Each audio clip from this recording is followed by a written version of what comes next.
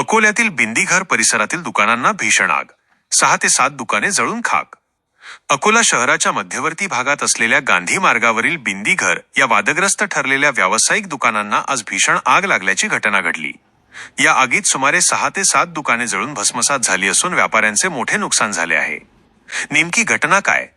गांधी मार्गावरील ज्या संकुलात ही आग लागली तेथील एक दुकान काही दिवसांपूर्वी एका महिलेवर झालेल्या सामूहिक अत्याचार प्रकरणामुळे चर्चेत आले होते। या घटनेनंतर महापालिकेने तातडीने पावले उचलत संबंधित वादग्रस्त दुकानासह इतर काही दुकानांवर अतिक्रमण निर्मूलनाची कारवाई केली होती। मात्र काही दुकाने अद्यापही त्या ठिकाणी शिल्लक होती। आज अचानक या उर्वरित दुकानांना भीषण आग लागली। ही आग नेमकी कशामुळे लागली याचे अधिकृत कारण अद्याप स्पष्ट झाले नसले तरी शॉर्ट सर्किटमुळे आग लागली असावी असा प्राथमिक अंदाज वर्तवण्यात येत आहे।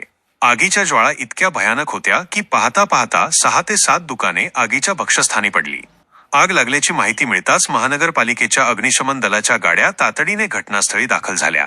अग्निशमन दलाच्या जवानांनी शर्थीचे प्रयत्न करून आग आटोक्यात आणली।